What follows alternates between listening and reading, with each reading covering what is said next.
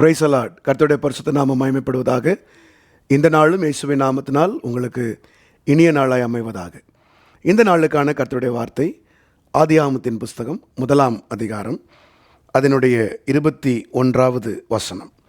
Genesis 1:21. தேவன் மகா மச்சங்களையும் ஜலத்தில் தங்கள் தங்கள் ஜாதியின்படியே திரளாய் ஜனிப்பிக்கப்பட்ட சகலவித நீர்வாழும் ஜந்துக்களையும் சிறகுள்ள ஜாதி ஜாதியான சகலவித பட்சிகளையும் சிருஷ்டித்தார்.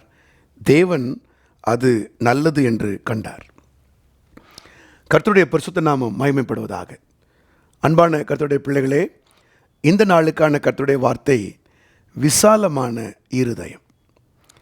பாருங்கள், தேவன் ஆதியிலே சிருஷ்டிப்புகளை செய்யும்போது மகா மச்சங்களை, கிரேட் ஃபிஷஸ், பெரிய மீன்களை அவர் திரளான தண்ணீர்களிலே உண்டாக்கினார் என்று இந்த வேத பகுதி சொல்லுகிறது.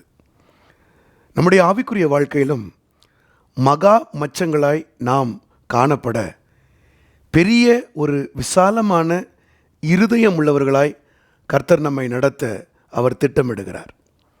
இந்த மகா மச்சங்கள் ஆங்கில வேதாகமத்திலே இப்படி சொல்லப்படுகிறது, கிரேட் வேல்ஸ், பெரிய திமிங்கலங்கள் என்று இது சொல்லப்படுகிறது. ஒரு பெரிய திமிங்கலம் யோனா போன்ற ஒரு மனிதனை தன்னகத்தே வைத்து கொள்வதற்கு அதற்கு மிகப்பெரிய ஒரு வயிறும் உடம்பும் இருதயமும் தேவை.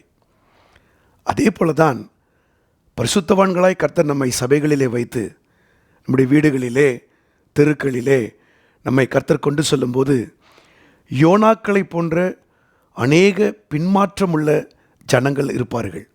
ஏன், குடும்பங்களிலேயே இருப்பார்கள். தேவசித்தம் செய்யாதவர்கள், கர்த்தருக்குள் கீழ்ப்படியாதவர்கள், எவ்வளவுதான் வசனத்தை கேட்டும் தங்களை தேவனுக்கு முழுவதுமாய் ஒப்பு கொடுக்காத ஜனங்கள் மத்தியிலே கர்த்தர் நம்மை திமிங்கலங்களாக, பெரிய திமிங்கலங்களாக, மகா மச்சங்களாக கர்த்தர் வைக்கிறார். நாம் என்ன செய்ய வேண்டும்?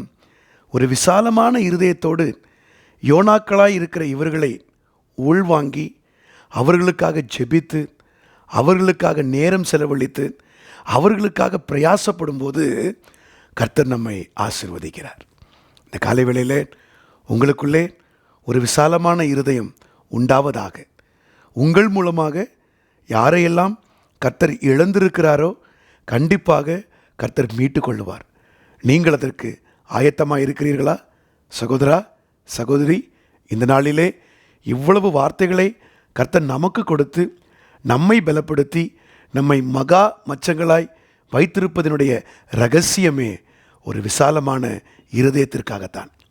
பவுல் அப்போஸ்தலன் 2 கொரிந்தியர் 6ஆம் அதிகாரம் 11ஆம் வசனத்திலே கொரிந்து சபையாரை பார்த்து என்ன சொல்லுகிறார்?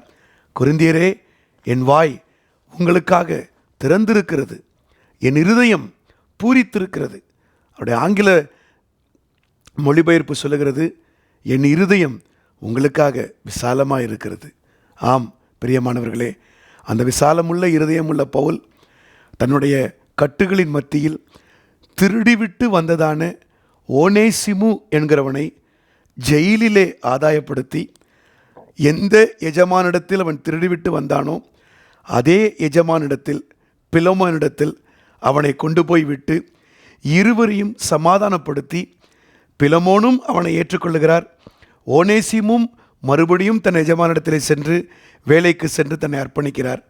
இப்படிப்பட்ட ஒரு மகா மச்சமாய் பெரிய விசாலமுள்ள இருதயமுடையவராய் பவுல் அப்போஸ்தலன் காணப்பட்டதற்கு காரணம் என்ன தெரியுமா? அந்த திரளான தண்ணீர்கள், தேவ கிருபை. ஆம் பிரியமானவர்களே, தேவனுடைய கிருபையாகிய திரளான தண்ணீருக்குள் நாம் இருக்கும்போது மகாமச்சமாய் இருந்து யோனாக்களைப் போல் வழிதவறி போனவர்கள், வழிதப்பி போனவர்களை நாம் திரும்ப கொண்டு வருவோம். கர்த்தர் உங்களை இந்த நாளிலே பயன்படுத்துவாராக. ஜெபிப்போமா? பிதாவே, உடைய கரத்திலே எங்களை ஒப்புக் கொடுக்கிறோம். எங்களை மகாமச்சங்களாக நீர் உருவாக்கி இருக்கிறீர். ஆண்டவரே, எங்களுக்குள்ளே ஒரு விசாலமான இருதயம், இந்த ரேமாவை கேட்ட ஒவ்வொருவருக்குள்ளும் ஒரு விசாலமான இருதயம் உண்டாவதாக. நாங்கள் எங்கள் குடும்பங்கள் என்று உம்முடைய பிள்ளைகள் இல்லாதபடிக்கு யாரெல்லாம் வழி தப்பி போனார்களோ, பின்மாறி இருக்கிறார்களோ, எந்த குடும்பத்திலெல்லாம் ஆதாயப்படுத்தப்படாமல் இருக்கிற ஜனங்களை காணப்படுகிறார்களோ அவர்கள் மத்தியிலே இவர்கள் மகா மச்சங்களாக, பெரிய மீன்களாக, யோனாக்களை சுமக்கிறவர்களாக, சரியான பாதைக்கு அழைத்து செல்லுகிறவர்களாக கர்த்தர் இவர்களை பயன்படுத்தும். தேவன் அப்படி செய்கிறபடியால் உமக்கு ஸ்தோத்திரம், ஸ்தோத்திரம், ஸ்தோத்திரம். துதி, கணம், மகிமையெல்லாம் உமக்கு செலுத்துகிறோம். இயேசுவின் நாமத்தில் கேட்டுக்கொள்ளுகிறோம் நல்ல பிதாவே. ஆமென், ஆமென், ஆமென். God bless you. கர்த்தர் உங்களை ஆசீர்வதிப்பாராக. ஆமென்.